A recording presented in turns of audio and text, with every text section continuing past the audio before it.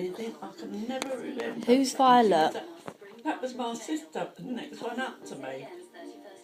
She was 2 years older than me, because my mum had them all, 2 years old and 3 years. And I could never remember. I always played on my own. Did you? What did I could not understand. Now that I'm old, I could not understand why I was allowed to play on my own. I never had played with it. When I eventually had played, I used to play with a boy. Not play literally with a boy. But I used to go always with a boy, and yet I don't remember ever playing with my Donald. Anything like with dolls or chuppers or anything. I can't ever remember playing with my Donald. He was closeted, my Donald. He wasn't allowed to play with anybody because my mother must have took him to bed when she went to lay down for 2 hours every afternoon. I can't remember. All I remember is my Lily holding my hand, must have held this hand, and pulled me along the passage, and that is when my leg caught on a nail and pulled it open. Oh gosh. Like a mouth, and it was all pouring the blood. And Lily picked me up and put me on the copper, big square copper in the scullery. And as she did, so the blood all ran down the side of the copper. And then with that, she went upstairs. Mother was in bed. My mother was in bed. Lazy woman she was. 2 hours she had. 2 hours sleep every day. 2 hours. And never even got up to see to me. She did. Oh, that's not nice. No, that was my mother. Never even got up to see to me, or nothing frightened my mother. She must have been a selfish woman. Now I come to think of it. She must have been a very selfish woman. And with that, I could hear her murmuring. And with that, Lily came down, put my hat and coat on, and put because she being deaf, she put her own coat and a hat on, or whatever she did have her hat. And she carried me all the way up to the bus stop. Oh. And from there, she put all like napkins on my foot and my leg because of the bleeding, and took me to St Thomas's Hospital. Oh, really? Your sister took you then?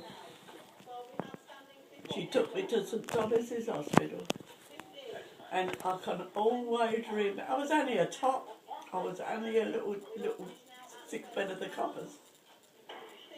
And I can always remember screaming, "No more doctor, no more doctor," because he was sewing my leg up with wire and red cotton. Oh my God. That's how they done it in them days. And then when they finished and he bound it up, they took me in another room, and I had a pair of grey all-in-ones that buttoned up down the back like a knicker, and you had 2 buttons here, and they acted as a pair of drawers. You know what I mean? And nurse let the back down, stuck a needle in my bum, and that was for that lockjaw injection. What's lockjaw? Well, they did in them days because things weren't like the National Health today at all. Lockjaw is that your jaw locks and nobody can open it. Oh. That's what they call lockjaw. And to stop that, they gave me this injection. And with that, on with my coat and that, and I suppose she must have carried me all the way home again. And there was nothing of my Lily. She was very thin. Nothing of my Lily. But then I was very thin, very light, very slight I was. I was half starved, to tell you the truth. Didn't know what it was to have a decent breakfast. If you had anything to eat, it was a bit of jam, stale bread with jam on it.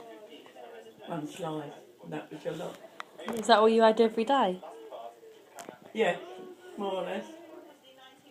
As I said, my father did not know half what went on with my mother. He did not. He did not know half what went on with my mother. If you went to work and earned your money, you got the best in the house. If you never earned any money, you got rubbish. We weren't looked after at all. Even when we went on holiday every year, we was always taken away. That was all for show. That was all for show. She used to dress me up to the nines, my mother. I had so many square, black, white, orange, white, green and white, blue and white, black and white, you name it, what colour that was, check. And my queen used to knock them up by the dozen. I'd have a Panama hat, that's a straw hat. Then I would have, what is it, a blazer. I'd have white socks, but I always had the best in shoes, I would say that. And they were what they call today ankle straps. They was ankle straps. You know what I mean? They done up round your leg, round your ankle. I will say she bought that was the best thing she ever bought, was the ankle straps. And they were black paint. Oh, they sound nice. You know.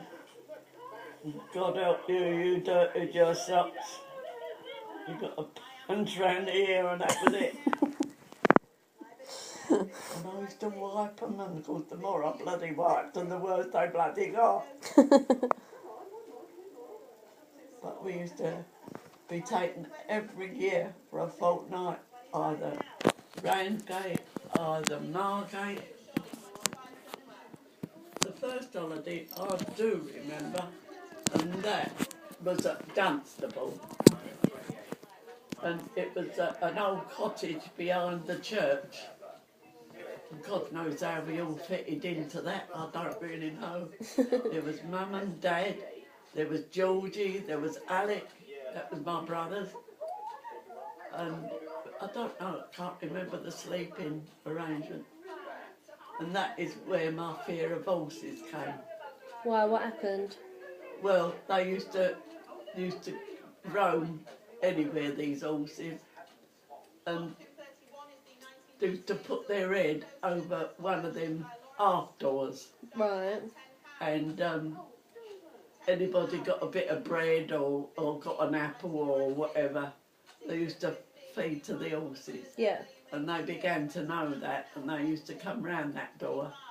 And that's where I've always had, I like horses, I love horses, but I've always got that fear of horses. Yeah. Being big, Yeah, they are big. and you're small. Yeah. No, I know exactly what you mean. That was a funny holiday. I'm going to tell you what happened. There was no running water toilet. Right. There was a shed down the bottom of this garden, and in this shed used to be a plank with a hole in. Right. And when you wanted to go to the toilet, You had to sit on over the holes and do it. Right, that was years ago. That was years ago, and that was a recommended thing. It was no different to anywhere else. Yeah. And the only thing is I didn't like was some fucking flies. Didn't like the flies. I didn't really. And consequently, if we wanted to do number 2, we used to go and do it in the field. Wipe our arse on whatever piece of paper we could find. Honestly, my children used to walk complete miles. And then he'd say, hold on. And then he would squat, and then we'd all squat on the field. So we wouldn't use this toilet. Honest to God. Don't know why they chose a holiday like that. I really don't know. And I've never ever been back. Where was that? Dunstable. Oh, right. You probably don't want to go back with the memories like that. Well, I would like to say it was near the church, and it was a very old-fashioned place, and the church, the accommodation must have belonged to the church. Yeah. I should imagine. It must have been quite funny having all your brothers and Yeah. sisters there, because there's so many of you, isn't there? Yeah. And that was the first time Charlie, that was my Queenie's husband, he came up to London to get me to take me down for this holiday. And you know where we went? And I can always remember on the underground. And we went down, and oh, it was frightening. Especially when you're little tots. Yeah, I can imagine. It was frightening. It looked as though you was going into a black void. Going down and down and down. Never forget that. Don't give me nightmares, because I never think of it.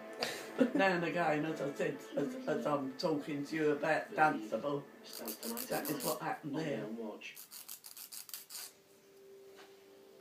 That was the beginning of our holidays, you know, that started.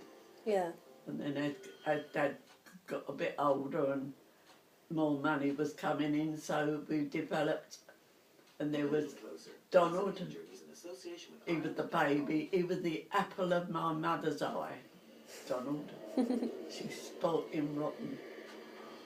I didn't get a look in, being a girl, didn't get a look in at all.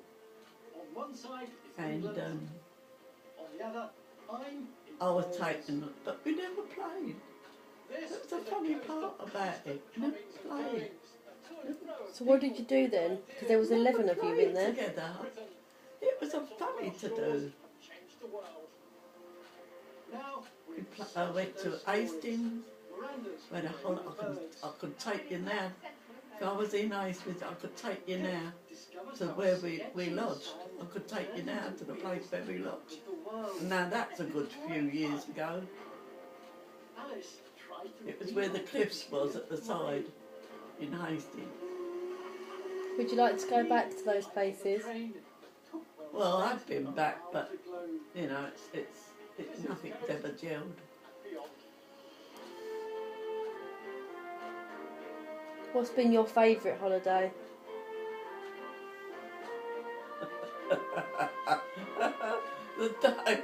the day we went out, I think it was Hastings that we went to, and me being a clever little cock, they bought me this fucking great big spade, bigger than myself it was. And I had a habit of running, putting a spade down and then jumping with my legs round. I done that one day. What did I do? I bashed my nose up. My bleeding nose was right out here, all red and sore. And my eyeballs were bleeding black. Oh, and that was a holiday I'll never forget. Oh, I'll never forget that bless you. holiday. And my poor old Lily had to look after us, look after Is Lily me. the oldest sister? Yeah. No, she was the deaf one. She was the maid of all work. Oh, right. She always looked after you then, didn't she? Yeah, she did. Wiping old villages from the face of the earth. And that was where I could show you where we lodged at the side of in Hastings. I know it was Hastings because it was at the side of all the cliffs, and I Oh, can take it like down in an airy, you know, or an airy, no. like going down like a basement Oh, okay. with steps Yeah. and led down to rooms in the bottom of the house. Oh. Not me. Did you all have to share beds when you was younger? Because there's so many of you. Yes, we did. 5 hours, 200 square miles of low-lying land are lost to the sea. Cattle are washed away. 2,000 people are drowned, their lungs filled with salt water. This woodcut depicts a tragedy of biblical proportions. And that was another funny thing as well. In those days, don't matter highbrow or lowbrow, always had bugs in them, what they call smelly bugs, and they used to stink. Ooh. You'd get them in the bed and they'd come out of the night. Ooh, yuck. Certainly a day that left its mark in people's And when the war started, they all disappeared. Maybe the smoke from the bombs got rid of them. That dreadful event has been They all disappeared. organist Mark Lewis. What evidence is Now that was a funny thing. And yet people was running alive with them. Truly. Mm. What was it like living in the war? Awful. Well, the days weren't bad if we didn't have any air raids. It was the night time that was the worst. When you couldn't get no night kit, you know. Because the air raids were going off. Yeah. Did you think that you was going to I die? honestly think that the night that I stopped down my mum's and we had all the bombs falling then, that if I hadn't have been down there, when I got home to Groveville Road, he dropped a string of 5 bombs. He caught the telephone box, which was 1. He caught number 7, I think, of Roma Road. And then going down the hill, he was trying to hit the railway and he missed each time. And I do honestly think that that telephone one that was dropped, that should have been on our house. God, really? But this man has a different idea. But somehow it didn't, yeah.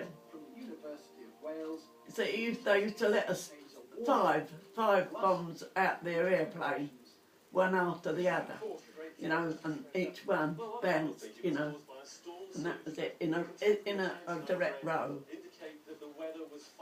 And I think that that one of them bombs was meant to hit our house, which it didn't.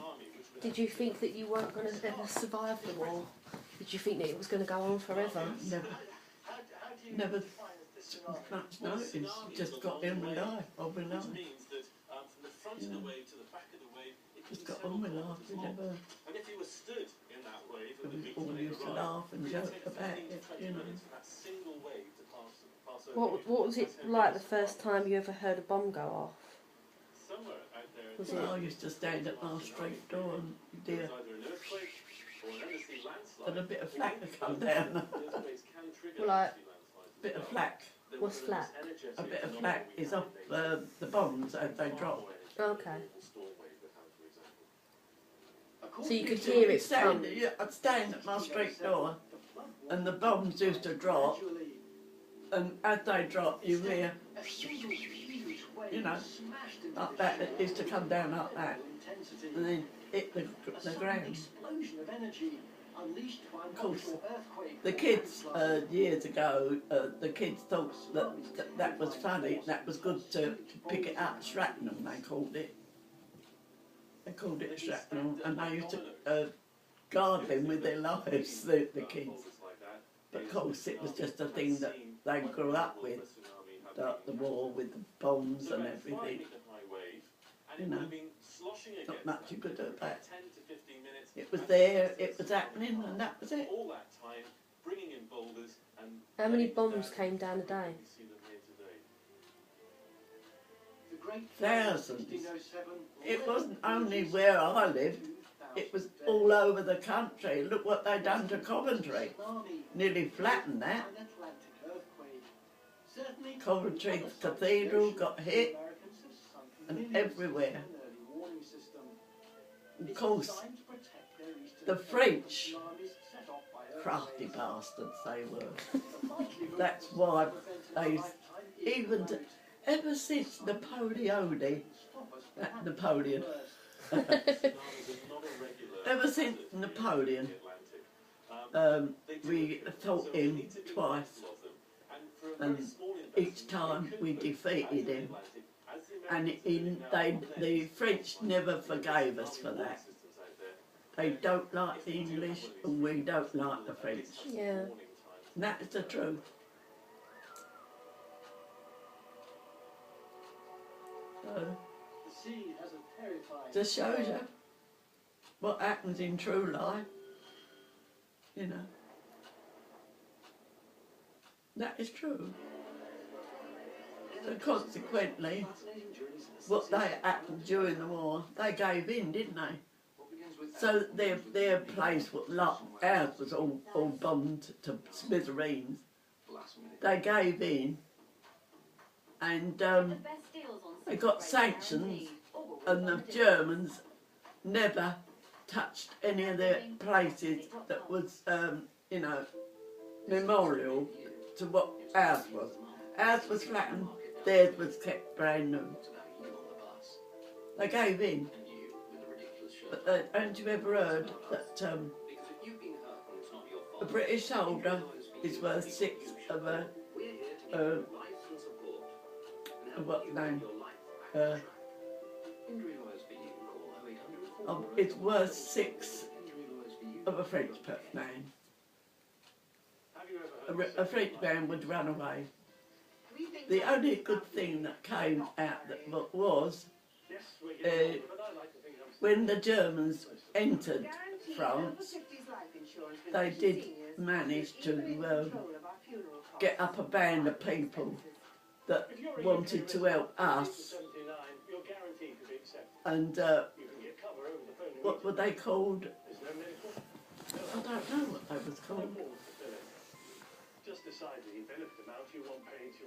But anyway, if any airman fell down, you know, come out the sky, they used to help. But if they was found, you know, in there with them, they were all shot. The Germans have done some terrible things. They've done some terrible things. God help us if they come into power again.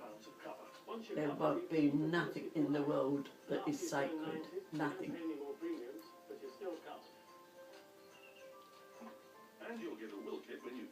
They're so ignorant, so hard. And to look at you, they'd kill you, you know, they'd shoot you. What were they doing to all them poor people? I don't know. When you come to think of it, war is a terrible thing. Yeah, it is.